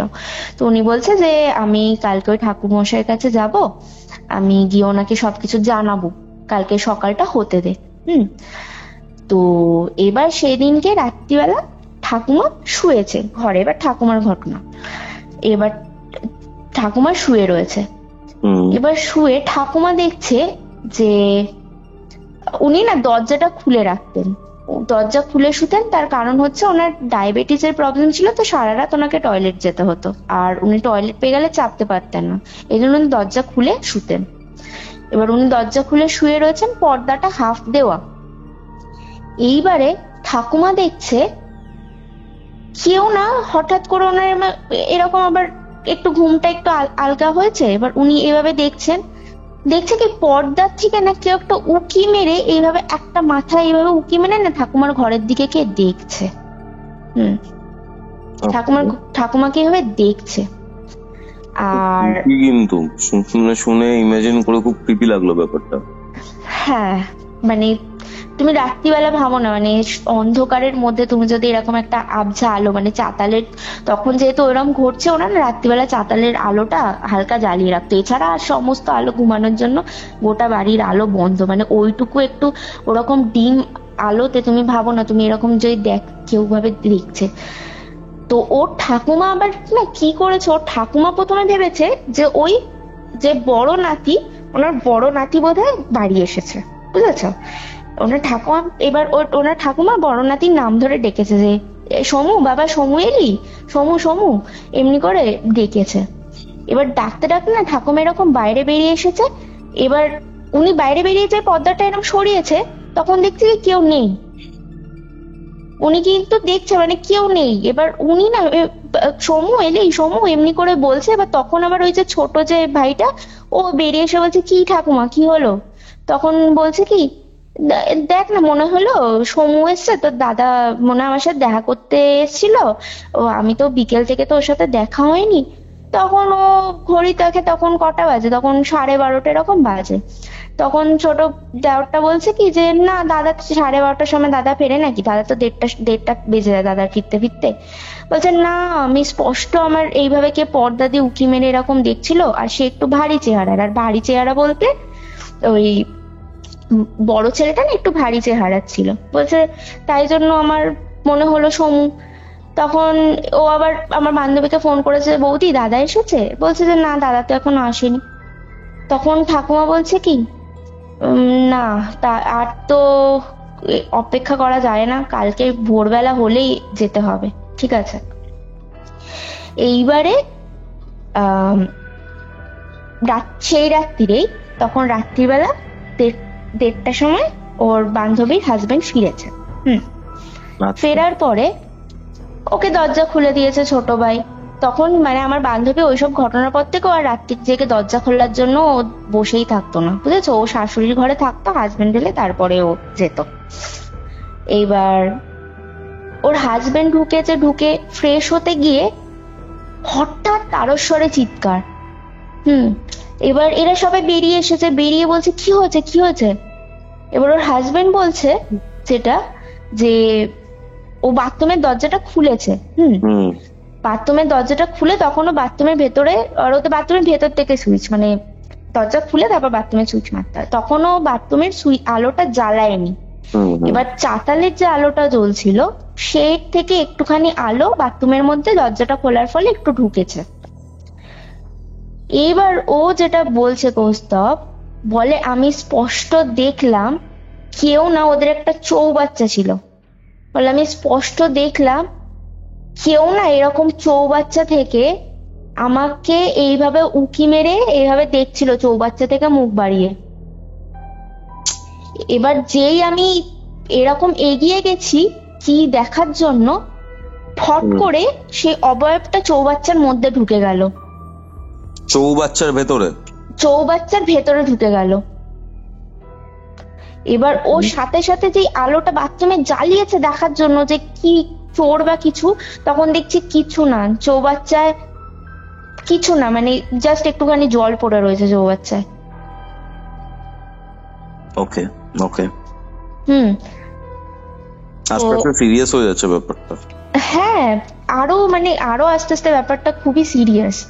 তো চৌবাচ্চার মধ্যে এবার ও ওইটা দেখে না, ও ভেবে, ও বলছে কি হলো, মানে ওর না চিৎকার করে উঠেছে। এবার তখন সবাই এসে তারপরে সবাই বলছে যে হ্যাঁ দেখ এই কদিন ধরে তো এরকম হচ্ছে, আমার মনে হচ্ছে মানে তোর সাথে এরকমই কিছু হলো। এবার এরা তখন সেই রাতে সিদ্ধান্ত নিল যে এরা কেউ আর আলাদা আলাদা ঘরে শোবে না। এরা সিদ্ধান্ত নিল এরা সবাই মিলে আমার বান্ধবীর যে তোমার শ্বশুর শাশুড়ির যে ঘর, সেই শ্বশুর শাশুড়ির ঘরে ওরা সারা রাত ওরা সবাই মিলে, ওই ঘরটা বড়, ওই ঘরে সব ওপর নিচ করে শোবে, মানে কেউ আর ওরা ভয় আর আলাদা শোয়ার সাহসই পাচ্ছে না। এবার ওরা শুয়েছে, এবার সবাই যে যার ঘরের দরজা বন্ধ করে দিয়েছে। এইবারে হঠাৎ করে ওরা ওরা যে ঘরে শুয়ে রয়েছে ওই ঘরের দরজার মধ্যে কেউ না দরজা ঠকঠক করছে আর কোনো ছেলে কাঁদছে, বুঝেছো? দরজা ঠকঠক করছে আর কোনো ছেলের গলায় কেউ কাঁদছে, ঠিক সেম কান্না ফুপিয়ে ফুপিয়ে যেটা আমার বান্ধবী সে আগে একদিন দুপুরে শুনেছিল। হুম। ওকে। মানে দরজা কেউ বাইরে থেকে সামনে নক করছে আর কাঁদছে। এবার এরা তো ভয় পেয়ে গেছে, এবার ভয় পেয়ে এরা ঠাকুরের নাম জপ করতে শুরু করে দিয়েছে। নাম জপ করছে, কেউ মানে হনুমান চালিসা চালিয়েছে, এরকম ভাবে মানে কিভাবে ওদের রাতটা কাটানো যায়। এবার ওই রকম ওদের প্রায় অনেকক্ষণ ধরে চলেছে, প্রায় বলছে প্রায় 1-1.5 ঘন্টা ধরে চলেছে। তারপরে বন্ধ হয়েছে ওই দরজা ঠকঠক।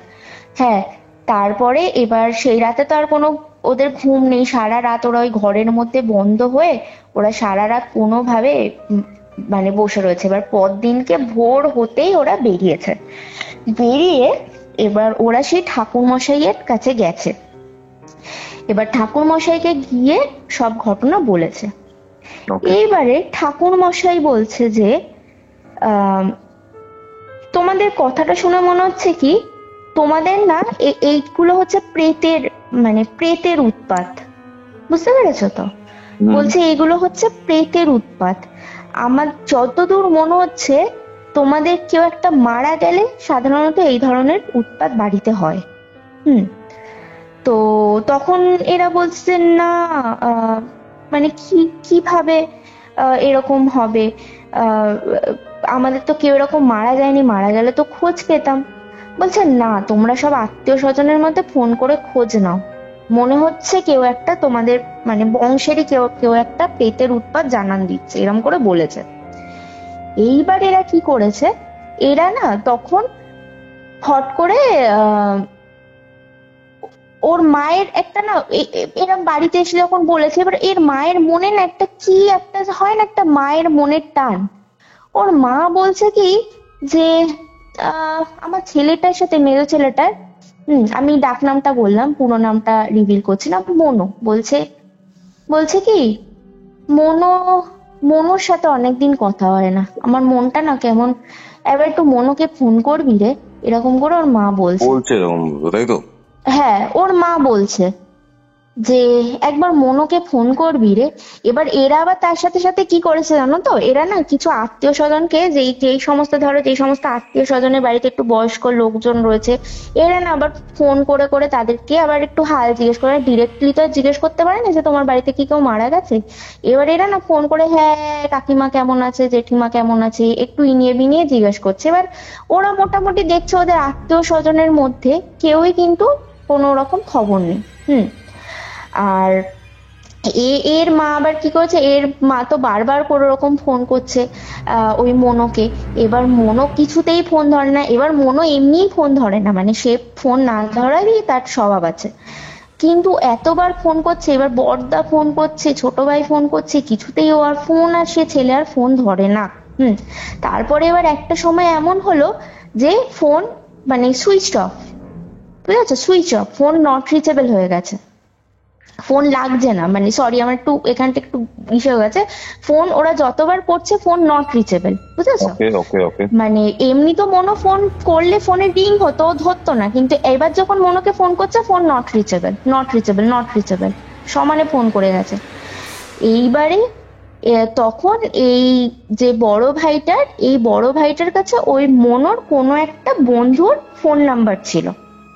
এবার তাকে ফোন করেছে, তাকে ফোন করে বলছে যে এই মনোর কি খবর রে, হ্যাঁ ওর ফোনটা নট রিচেবল বলছে কেন, আবার কোথাও গেছে টেছে নাকি? তখন ওর বন্ধুটা বলছে কি যে হ্যাঁ মনো তো অরুণাচল প্রদেশে গেছে, অরুণাচল প্রদেশে বাইক ট্রিপে গেছে। তখন এবার এই বন্ধুটা না আবার সাধারণত মনোর সাথে না খুব মানে সব জায়গায় এ কিন্তু যায়, এ হচ্ছে আবার ওই ফটোগ্রাফির অ্যাসিস্ট্যান্টও ছিল এই ছেলেটা। এবার ও বলছে মনো তো প্রত্যেকবার আমাকে নিয়ে যায়, এবার ও একটা নতুন কোনো গ্রুপের সাথে মানে পরিচয় হয়েছে, রাইডার্স গ্রুপের সাথে, ও ওদের সাথে গেছে, আমি এবার যেতে পারিনি। হ্যাঁ, তো বলছে তুই মনো একটু কোনোভাবে যোগাযোগ করিয়ে দিতে পারবি যে কি কি হয়েছে না হয়েছে, কোনোভাবে একটু যোগাযোগ করিয়ে দে না। তখন ও বলছে দাঁড়াও আমি দেখছি একে তাকে একটু ফোন করে হ্যাঁ, তারপরে তোমাকে আমি জানাচ্ছি। এবার ও কি করেছে, ও আবার অনেক একে তাকে সব বন্ধু বান্ধবদের ফোন করে কোনোভাবে ও ওই রাইডার্স গ্রুপে একটা ফোন নাম্বার পেয়েছে। এবার ও তাকেও ফোন করছে, এবার তারও ফোন নট রিচেবল। হ্যাঁ, মানে তার সাথেও কন্ট্যাক্ট করা যাচ্ছে না ওই রাইডার্স গ্রুপের ওই একজনের সাথে। এবার তখন না এরা একটু টেনশনে পড়ে গেছে যে কি ব্যাপার। এবার এরা কি করেছে, এরা তখন না কি জানি ওদের না একটু মনে কেমন একটা আঁচ হয়েছে যে কি হলো, মনেরই কি কিছু হলো, মানে এরকম একটা ওদের মনে হচ্ছে। তো ওরা কি করেছে, ওরা না থানায় গেছে, লোকাল থানায় গেছে। এবার লোকাল থানায় গিয়ে ওরা জানিয়েছে গোটা ব্যাপারটা যে এরকম এরকম আমার ভাইয়ের এরকম ব্যাপার, অরুণাচল প্রদেশে বলছে গেছে।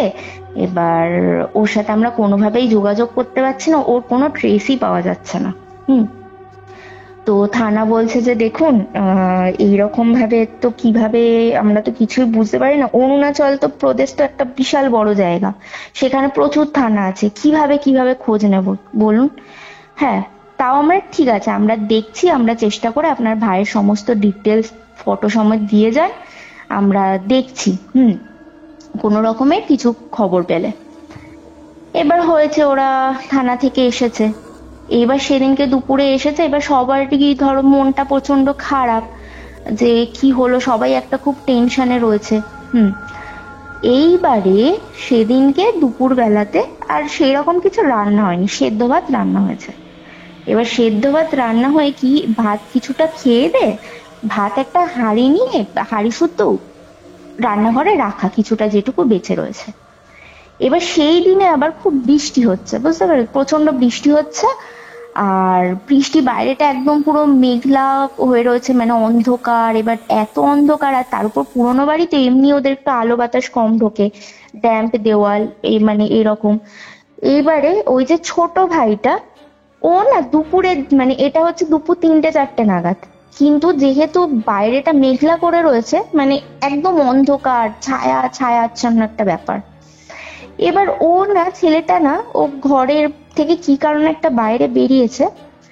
ও বেরিয়ে দেখছে ওই ভেতরে না রান্নাঘর থেকে একটা খুটখুট খুটখুট খুটখুট করে, মানে হাঁড়ি করে এরকম নড়ার আওয়াজ হচ্ছে। এবার আবার ভাবছে যে কি হলো, কে ঢুকেছে রান্নাঘরে, বিড়াল টিড়াল ঢুকলো না কি, কি হলো। এবার না আস্তে আস্তে করে গেছে, এবার রান্নাঘরের দরজাটা না হাফ বন্ধ। এবার ও রান্নাঘরের দরজাটার সামনে যেই গেছে, ওর নাকের মধ্যে না তীব্র একটা রক্ত পচা গন্ধ, তীব্র একটা পচা মাংস, রক্ত, মানে বহুদিনের ধরো কোনো চিকেন মাটন পচে গেলে বা সে একটা পচা একটা মাংস আর রক্তের একটা শুকনো বোটকা গন্ধ বেরায় না, একটা বোটকা গন্ধ বেরাচ্ছে। এবার ও কি করেছে, ও আস্তে করে যে দরজাটা খুলেছে, খুলে দেখছে স্ল্যাবের দিকে মুখ করে কেউ একটা দাঁড়িয়ে রয়েছে, যার সারা শরীরে রক্ত শুকিয়ে ঘাটটা একদিকে নুয়ে গেছে, যেদিক থেকে নুয়ে গেছে ওই দিক থেকে না সেই মানে একটা হাড় মতো বেরিয়ে রয়েছে, বুঝেছো। আর হাত তার কেমন একটা বাঁকা, মানে কারোর হাত ভেঙে গেলে, পা ভেঙে গেলে যেরকম হাতগুলো বেঁকে যায়, ওই রকম ভাবে কেউ একটা দাঁড়িয়ে রয়েছে। দাঁড়িয়ে না এরকম এইভাবে মাথাটা নামিয়ে নামিয়ে হাড়ির থেকে, মানে মনে হচ্ছে যেন কেউ হাড়িতে এরকম চেটে খাচ্ছে এরকম। আর তার বডি থেকে না একটা কেমন ফ্লুইড গড়িয়ে পড়ছে, মানে মেঝেতে একটা কেমন ফ্লুইড মতো একটা চ্যাটচ্যাটে কোনো ফ্লুইড রয়েছে এরকম, বুঝেছো। ও ওই দৃশ্যটা দেখে ও চিৎকার করে, ও ভয়ের চোটে চিৎকার করে, ও রান্নাঘরের দরজাটা বন্ধ করে দিয়েছে। বন্ধ করে দিয়ে না ও চিৎকার করে ঘরের মধ্যে ও ছুটে গিয়ে বাবা মা সবাইকে ডেকেছে। এবার সবাই বেরিয়েছে, বেরিয়ে এসে সবাই এরকম রান্নাঘরের দরজাটা খুলেছে, খুলে দেখছে কি কেউ কিন্তু রান্নাঘরে কিন্তু নেই, কেউ নেই। কিন্তু ওই যে তোমাকে বললাম না একটা ফ্লুইড ও গড়িয়ে পড়তে দেখেছে, ও দেখছে কি ওই চটচটে ফ্লুইডটা না পড়ে রয়েছে ওখানে, মানে চটচটে চটচটে কিছু একটা পড়ে রয়েছে ওখানে, একটা মানে কি বলবো, একটা পুঁজের মতো একটা ফ্লুইড হয় না, পুঁজ দেখবে একটু যেরকম হয় একটা, ওই রকম একটা ফ্লুইড পড়ে রয়েছে ওখানে। আর হাঁড়িতে ভাত নেই, চারিদিকে ভাত ছড়ানো।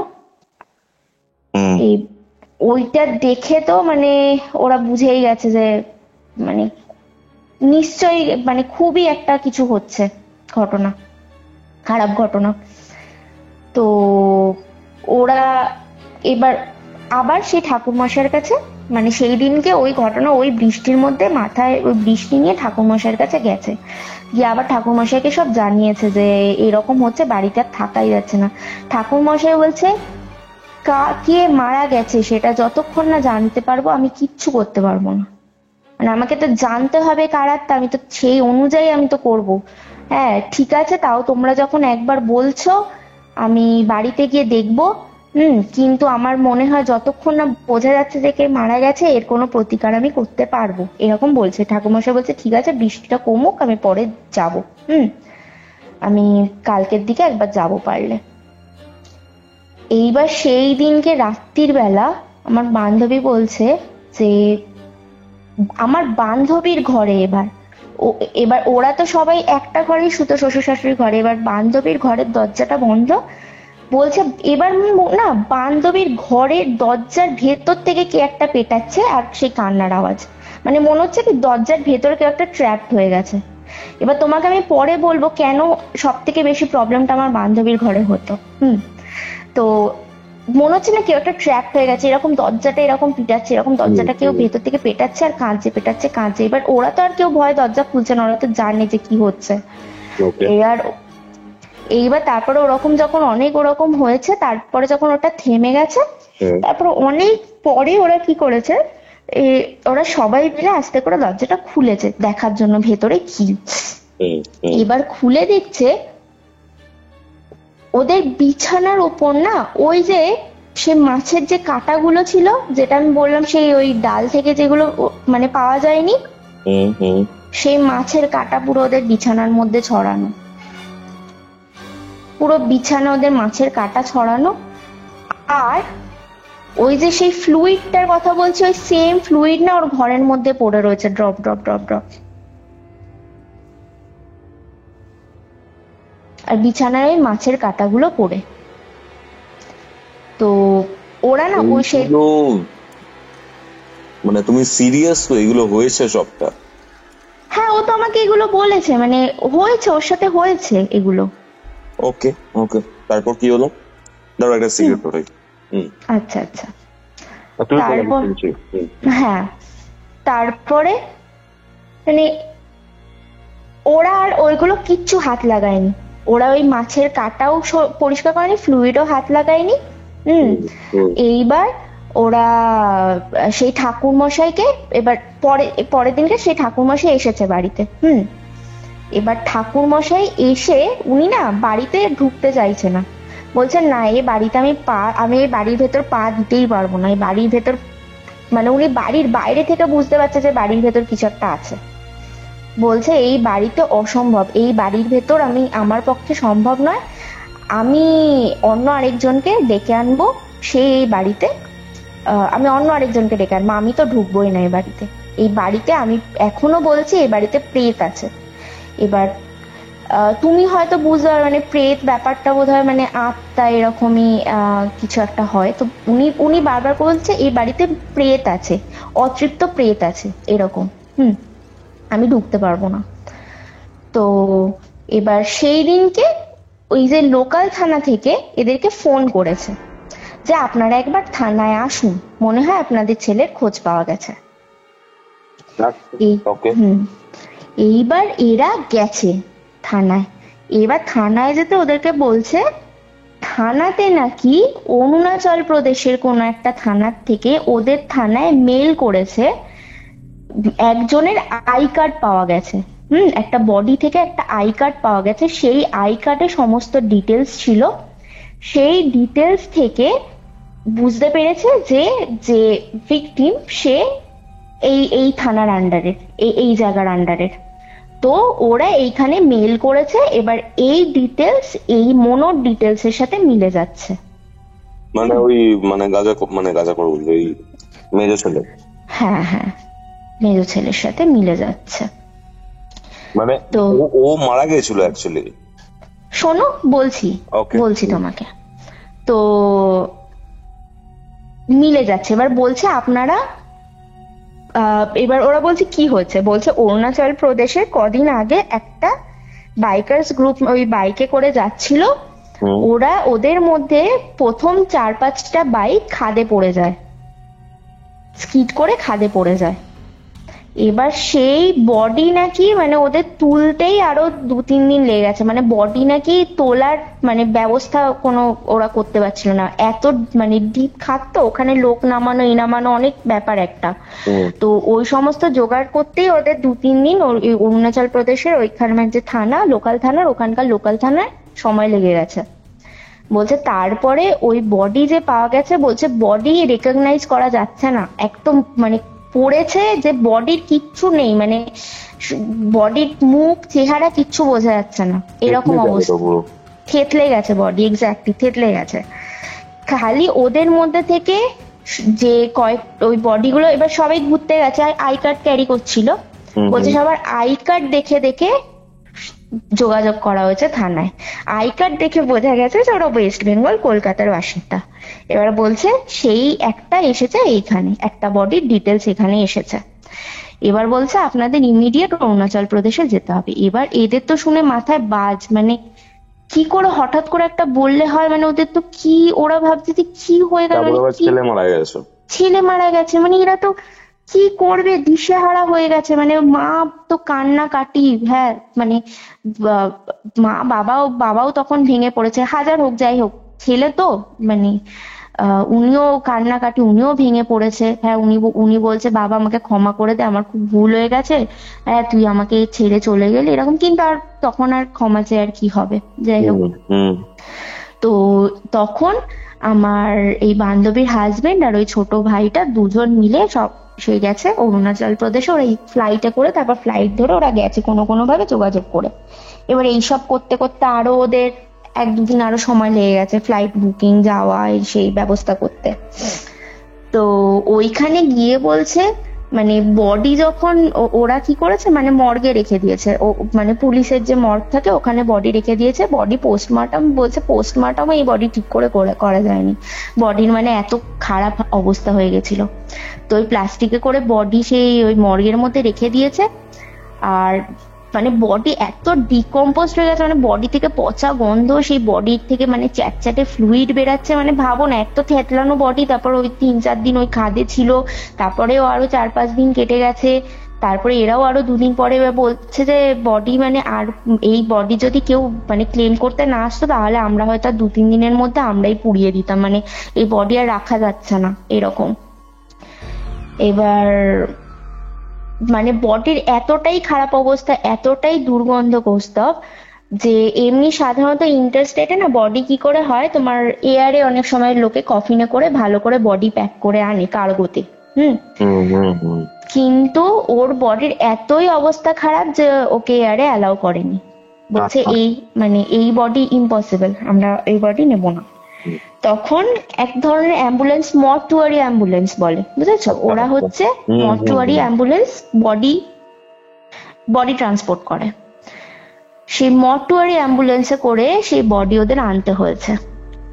এইবারে অ্যাম্বুলেন্সে এনেছে, ওই অ্যাম্বুলেন্সটা আসছে, আর এরা তো ফ্লাইট ধরে আবার এখানে চলে এসেছে, বডির জন্য ওরা ওয়েট করছে। এবার বাই রোড এসেছে তো, মানে অনেকটা সময়, প্রায় অনেক সময় লেগে গেছে। এবার বডি এসেছে, এবার বডি নামিয়ে তো মানে সে টেকা যাচ্ছে না, বডি থেকে এত গন্ধ বেরাচ্ছে, এত ডিকম্পোস্ট হয়ে গেছে, মানে মুখ টুক পুরো গলে গেছে এরকম।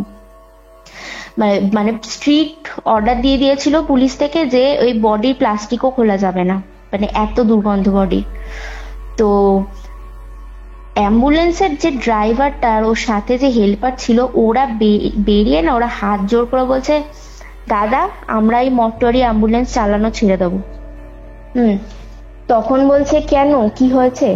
বলছে আজ পর্যন্ত আমরা বহু লাশ নিয়ে গেছি দাদা, কিন্তু এই লাশ আনতে আমাদের যা এক্সপিরিয়েন্স হয়েছে, বিশ্বাস করবেন না দাদা, এর আগেও আমরা প্রচুর লাশ এনেছি, আমাদের কিছু কিছু ছোট ছোট এক্সপিরিয়েন্স হয়েছে, কিন্তু দাদা এই লাশ আনতে গিয়ে আমরা যা ফেস করেছি, আমরা চাকরি ছেড়ে দেবো, আমরা অ্যাম্বুলেন্স চালানো ছেড়ে দেবো।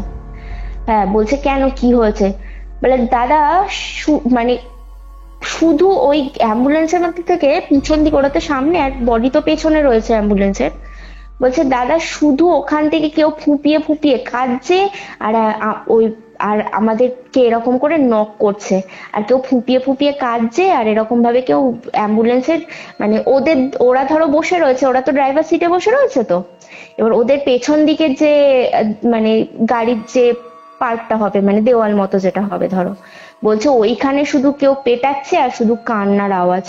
বলে বিশ্বাস করবে না দাদা, আমরা যে কিভাবে এই বডি এনেছি, মানে এক সময় আমাদের মনে হয়েছিল যে আমরা মাঝ রাস্তায় গাড়ি ফেলে আমরা পালিয়ে যাই, কেন এইরকম।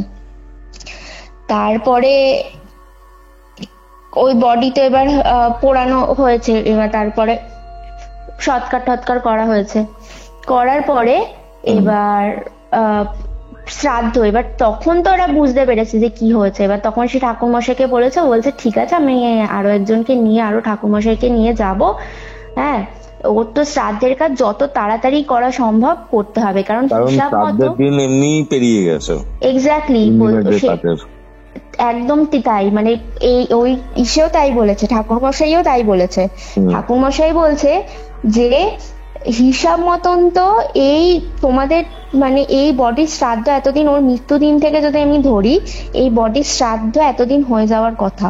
হ্যাঁ, সেইখানে শ্রাদ্ধ তো হয়নি, প্লাস তোমরা তো কিছু মানোওনি, তোমরা আমিষ খেয়েছো, মাছ মাংস খেয়েছো, মানে এই যে কত দোষ পেয়েছে, শুধু এই শ্রাদ্ধ হবে না, গয়ায় গিয়ে পিণ্ড দিতে হবে, গয়ায় গিয়ে কাজ করাতে হবে, আর দোষ কাটাতে হবে।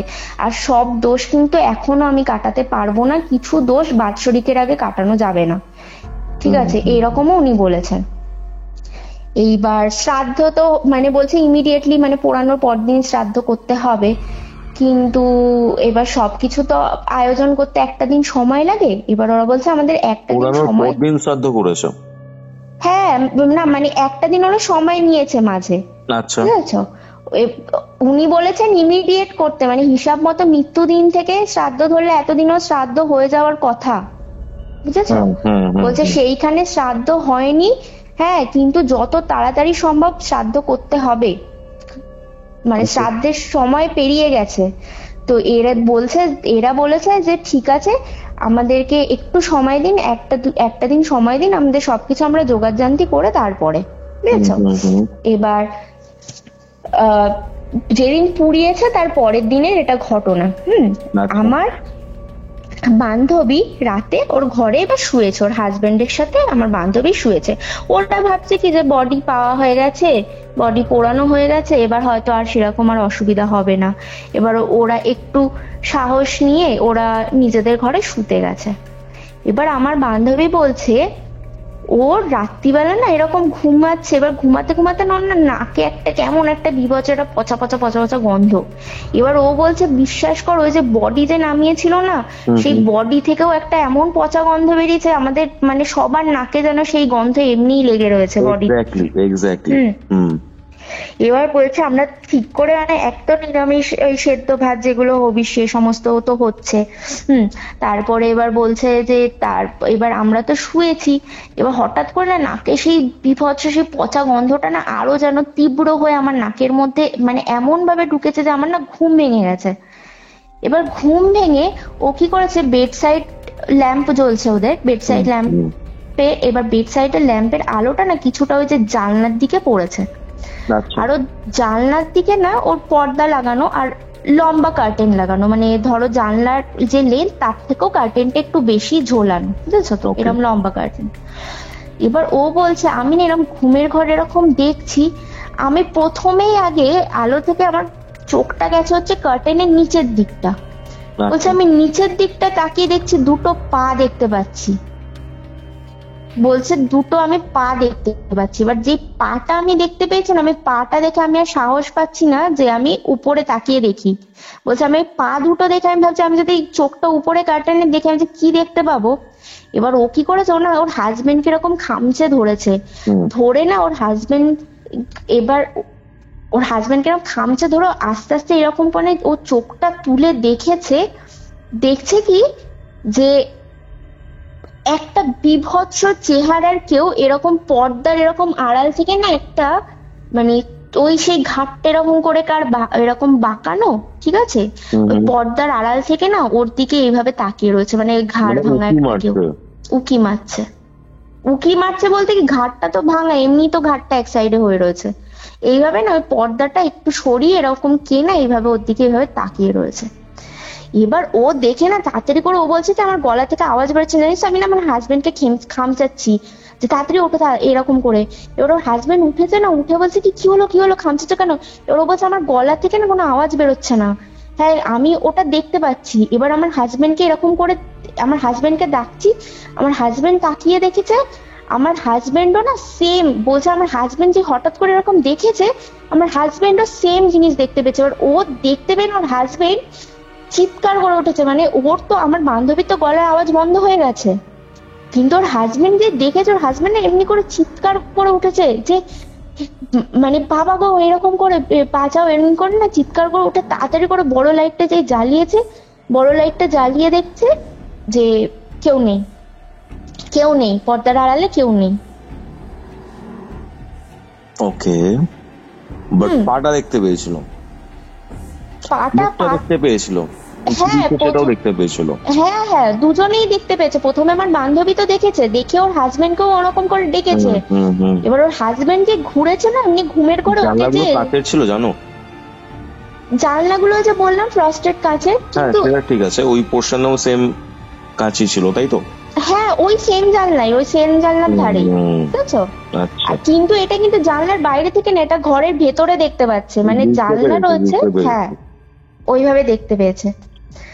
এইবার ওরা তো ভয়ের চোটে মানে ওরা আবার তাড়াতাড়ি করে সবাই মিলে আবার এক ঘরে আবার যে যার সবাইকে, ও ভাইটাই সবাইকে ডেকেছে, বলছে কেউ আলাদা ঘরে শোবে না, এখনো সমস্যা যায়নি, ঠিক আছে কাজ হবে তারপরে। তারপরে তো তারপরের দিন কাজ হলো, কাজ হওয়ার পরে তারপর এবার ওই ঠাকুরমশাই বললেন এই কাজ আমি একটা মানে প্রাথমিক, আমি একটা ওকে একটা কিছু জল দেওয়ার বা এরকম ব্যাপার থাকে, বলছে আমি প্রাথমিক কাজটা করে দিলাম, কিন্তু তোমাকে আসল কাজ গয়ায় গিয়ে করতে হবে, নয়তো এই দোষ গয়া ছাড়া কাটানো যাবে না। এইবার ওরা গয়ায় গেছে, গয়ায় গিয়ে যা যা কাজ করার করেছে। এইবার এইখানে একটা ঘটনা বলি, ওর হাজবেন্ড বলছে যখন গয়ায় পিণ্ড দান করে না বলে নাকি সোজা আসতে হয়, পিছনে তাকাতে নেই। বলে নাকি এরকম পিণ্ডটা দান করেই নাকি সোজা তাকিয়ে চলে যেতে হয়, পিছনে ভুল করেও নাকি তাকানো যায় না। এবার ওর হাজবেন্ড হচ্ছে পিণ্ডটা দিয়েছিল।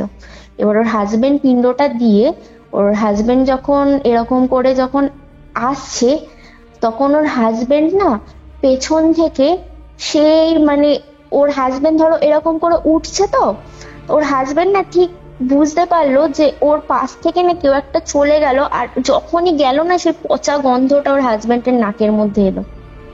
ও কিন্তু কাউকে দেখতে পেলো না, মানে ওর হাজবেন্ড ধরো উঠে সামনের দিকে এগাচ্ছে, আর মনে হলো সামনে থেকে কেউ না একটা ওই পেছনে যে পিণ্ডটা দান করেছে ওই পিণ্ডটার দিকে কেউ একটা ছুটে এরকম চলে গেল, আর যাওয়ার সময় তার শরীরের পচা গন্ধটা ওর হাজবেন্ডের নাকে এসেছে।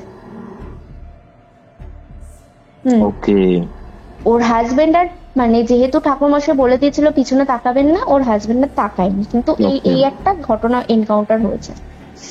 তারপর থেকে ওদের বাড়িতে আর এইরকম মানে কিছু এরকম বিভৎস কোনো জিনিস আর সেইভাবে ওরা দেখেনি। কিন্তু ওই বাৎসরিক হওয়ার আগে পর্যন্ত না কিছু সমস্যা হতো। সমস্যা যেটা হতো, আমার বান্ধবীর ঘরে না কেউ রাত্রিবেলা মাঝে মাঝে টোকা পড়তো। তারপরে খাবার প্রচন্ড, ওরা কোনো খাবার রেখে গেলে দেখতো কি কে এটা ছড়িয়ে ছিটিয়ে খেয়ে চলে গেছে এইরকম, ঠিক আছে, মানে খুব এইরকম টুকটাক জিনিস প্রায় ওর বাৎসরিক যতদিন না পর্যন্ত ছেলেটির বাৎসরিক হয়েছে ততদিন পর্যন্ত ওই ব্যাপারটা কিন্তু ঘটতো ওদের বাড়িতে। তারপর যখন বাৎসরিক হলো, বাৎসরিক হওয়ার পরে যখন সবকিছু বাৎসরিক সব দোষ টোষর কাটানো হলো, তারপর থেকে ঠিক ছিল। আচ্ছা, এর মধ্যে একটা ঘটনা, একটা ব্যাপার জায়গা আমি মিস করে গেছি। সেটা হচ্ছে, এই মনোর যখন কাজ হচ্ছিল, হুম, তখন এই পাড়ার একটা কাকিমা এসেছে, এসে আমার বান্ধবীকে বলছে কি, কি গো কি হলো এই কদিনের মধ্যে, ছেলেটা এই সেদিনকেই ছেলেটাকে দেখলাম বাড়ি এলো, তারপরে কবে গেল অরুণাচল প্রদেশে আর কবে মারা গেল। কথাটা মন দিয়ে শোনো, বলছে এই সেদিন দেখলাম ছেলেটাকে বাড়ি এলো, মনো কিন্তু কখনো বাড়ি আসেনি। এক্স্যাক্টলি। এবার ও জিজ্ঞেস করছে, মনুকে আপনি আবার কবে বাড়ি আসতে দেখেছেন? আমি তো তাকে আজ পর্যন্ত দেখিনি, আর ও তো কখনো বাড়ি আসেনি। হুম। তখন পাড়ার কাকিমা বলছেন, না এই তো 4-5 দিন আগেই তো আমি, কদিন আগে আমি রাত্রিবেলা আমি ফিরছিলাম, আমি এক জায়গায় গেছিলাম, আমার ফিরতে একটু রাত হয়ে গেছিল, তখন প্রায় 11টা 11:30 বাজে। আমি তখন তো আমি দেখলাম তোমাদের বাড়ির দরজার সামনে, আমি দেখলাম যে এরকম না কেউ এরকম মাথাটা নিচু করে এরকম তোমার বাড়ির দরজার সামনে একভাবে তাকিয়ে রয়েছে। হ্যাঁ, আমি আবার তাকিয়ে আবার জিজ্ঞেস করলাম যে, আমি তো দেখে দেখে বুঝলাম ওটা মনো। আমি আবার বললাম, কি রে মনো বাড়ি এলি? এমনি করে আমি আবার জিজ্ঞাসা করলাম। এবার আমি দেখলাম মনো এইভাবে আমার দিকে তাকালো, কিন্তু তাকিয়ে না ও কিছু সাড়া শব্দ দিল না। তাহলে আমিও আর খুব একটা কিছু ওকে কিছু বললাম না, কারণ কি বলতো ওই ছেলেটার মানে যেহেতু রেপুটেশনটা খারাপ ছিল, নেশা ভান করতেই করতো, তাই কেউ একটা খুব একটা ওর সাথে মুখ লাগাতো না যে কখনো কি মুডে রয়েছে। তো বলছে, আমি আবার ওই সমস্ত ভেবে তো আমি আর ওকে কিছু আর কিছু জিজ্ঞাসাও করলাম না। হ্যাঁ, তারপরেও কবে আমি তাই ভাবি, তো তোর কাকুর মুখ থেকে আমি কথাটা শুনে আমি তো অবাক যে এই ছেলেটাকে কিছুদিন আগে দেখলাম, তারপর কবে গেল অরুণাচল প্রদেশ, কবে এইসব এত কিছু ঘটনা ঘটে গেল। তখন আমার বান্ধবী না আর কিছু বলেনি ওই কাকিমাকে, বুঝেছো তো। তখন পরে এই ঘটনাটা আমার বান্ধবী বলেছিল যে, জানো তো, তখন ওরা হিসাব করে দেখলো ওই যে ঘটনাটা যেদিনকে এই কাকিমা বলছে যে সে দেখেছিল মনোকে দরজার বাইরে, ওদের বাড়ির দরজার বাইরে, এই দিনটা হচ্ছে সেই দিনটাই যেদিন থেকে প্রথম এই প্রবলেমগুলো শুরু হয়। আর সেই দিনটাই হচ্ছে সেই দিনটা যেদিন ভোরবেলায় ওই মনো মারা গেছিল। এই মনো যে বাইকটা যে স্কিড হয়েছিল ওটা না ভোরবেলায় হয়েছিল, মানে ওরা ভোরবেলায় বেরিয়েছিল আর ফগের কারণেই বাইকগুলো ওদের স্কিড হয়ে গেছিল, বুঝেছো তো। মানে ওরা হিসাব করে পরে দেখলো যে ওই একই দিনের ঘটনা, মানে ভোরবেলায় মনো মারা গেছিল, তারপর সন্ধ্যেবেলায় এই কাকিমা দেখেছিল, ওই রাতের বেলা, সরি 11টা 11:30 নাগাদ এই কাকিমা দেখেছিল, তারপর থেকে বাড়িতে এই প্রবলেম গুলো শুরু হয়। ওকে। হ্যাঁ, তো এইবারে এই হলো মানে ইনিশিয়াল ঘটনা। এবার আমি তোমাকে বলি যে কেন আমি বললাম যে আমার বান্ধবীর একটুখানি তোমার হেল্পের প্রয়োজন। হুম। সেটা হচ্ছে, ওর এখন একটা মেয়ে হয়েছে, ওর মেয়ের হচ্ছে এখন 2.5 বছর বয়স, ঠিক আছে। এবার এতদিন পর্যন্ত কিন্তু খুব একটা অসুবিধা হতো না। আর আমার বান্ধবীর ঘরটায় সব থেকে বেশি অসুবিধা হতো কেন জানো? যখন আমার বান্ধবীর বিয়ের আগে কিন্তু মনো আর আমার বান্ধবীর হাজবেন্ড আমার বান্ধবীর ঘরটাতেই শুতো, বুঝেছো। এই জন্যই আমার বান্ধবীর ঘরটাতে এত বেশি প্রবলেম হতো। এইবারে বলি যে আমার বান্ধবীর এই মেয়েটা, ও না কদিন ধরে খুব খেয়াল করছে যে এই মেয়েটাকে যখনই ধরো ঘরে রেখে যাচ্ছে একা, ও না কার সাথে না একটা কথা বলছে, বুঝেছো, কার সাথে একা একা মেয়েটা কথা বলছে। তারপরে মেয়েটা না ছাদের দিকে খুব একটা, এইরকম ছাদের ঢিল ধরে না ছাদের দিকে তাকিয়ে কার সাথে একটা কথা বলে একা একা বাচ্চাটা। হ্যাঁ। আর আমার বান্ধবী যেই ওকে জিজ্ঞেস করে যে তুই কি কার সাথে কথা বলছো, কার সাথে কথা বলছো, এবার বাচ্চাটা তো একটু একটু কথা বলতে পারে, বলছে কাকা কাকা। এবার আমার বান্ধবী ভাবে কি কোন কাকা, মানে কাকা বলতে তো ওই ছোট দেওরটাও হতে পারে, আবার ধরো যদি আমরা ভাবি যে মনো, মনো হতে পারে। কিন্তু এবার ছোট দেওরের সাথে কথা বললে ছোট দেওরকে তোরা চোখে দেখতে পাবে, মানে কিন্তু বাচ্চাটা না একা একা মানে হাওয়ায় কার সাথে একটা কথা বলে, বুঝেছো। আর ওরা আবার কদিন ধরে না একটু মানে ওদের দরজায় একটু টোকা পড়ছে এরকম রাত্রির হলে। হ্যাঁ। আর বাচ্চাটা হঠাৎ হঠাৎ করে রাত্রিবেলা না কেমন এক মানে এরকম করে আঙ্গুল দেখায় ওই সেই জানলার দিকে, এমনি এমনি করে আঙ্গুল দেখিয়ে বলে কি কাকা কাকা, এমনি করে না কেমন একটা। বয়সে তো পিণ্ডদান করা হয়েছিল। গয়াতে পিণ্ডদান করা হয়েছিল। হুম। এই ব্যাপারটা আরো কয়েকটা জায়গায় শুনেছি, ঠিক আছে, আচ্ছা যে পিণ্ডদানের পরেও তোমার প্রবলেম থেকে যেতে পারে। আচ্ছা। কিন্তু মানে কি বলতো জানো তো, তারপর থেকে কিন্তু ওই পিণ্ডদানের পর থেকে, বাৎসরিকের পর থেকে কিন্তু ওদের বাড়িতে কিন্তু আর সেরকম কিছু হয়নি। মানে ওই বাৎসরিক হওয়া পর্যন্ত একটুখানি কিছু অসুবিধা হতো, কিন্তু তারপর থেকে জানো তো কিছু কিন্তু এতদিন হয়নি। কিন্তু ওর হঠাৎ করে ওর বাচ্চাটার সাথে কদিন ধরে এরকম হচ্ছে। আচ্ছা আচ্ছা। মানে তুমি কি কিছু মানে আঁচ করতে পারছো, মানে এটা কি হতে পারে যে এটা ওই বা অন্য কোনো ব্যাপার, বা হঠাৎ করে এতদিন পরে আবার তাহলে আমার যেটা কেন মনে হচ্ছে হচ্ছে? যে দেখো, এখানে ওই জিনিসটা মানে যে মারা গেছিল মেজ ছেলে, হুম তার একটা প্রভাব তো ছিলই, ঠিক আছে, হুম। বাট আমার মনে হয় না যে এটা সে, এটা অন্য কিছু হবে যে এরকম ভাবে মিমিক করছে। কোনো প্রেত বলো পিশাচ বলো খুব পাওয়ারফুল হলে আচ্ছা অন্য একটা এন্টিটির বা অন্য একটা প্রেত বলো পিশাচ বলো তাদের মুখশ্রী ধারণ করতে পারে, ঠিক আছে, আচ্ছা এবং তোমার চার্টে যদি থাকে তুমি সেটা দেখতেও পাবে, অ্যাস্ট্রোলজিক্যাল চার্ট। আচ্ছা। এই অনেকক্ষণ হয়ে গেল, তার 16 মিনিট কথা বলছি আমরা।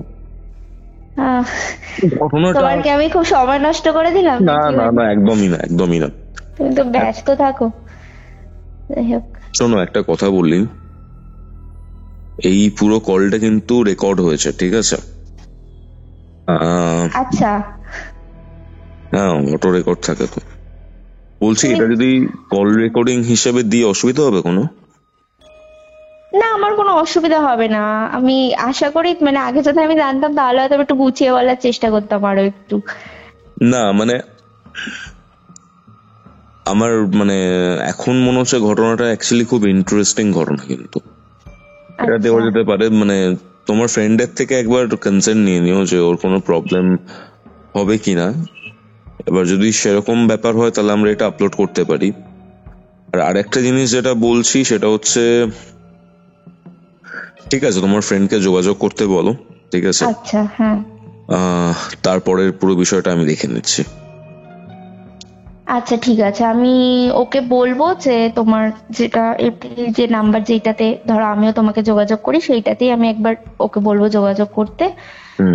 তারপর তুমি ওর থেকে সবটা শুনে হয়তো তুমি আরো বেটার বুঝতে পারবে আজকে ওর তো সাথে এখন কি। চার্ট প্রেডিক্ট করতে হবে পুরো বিষয়টা, আচ্ছা এবং আচ্ছা বাড়ির বাস্তুটাও চেক করতে হবে, ঠিক আছে? ওটা আমি দেখে নিচ্ছি।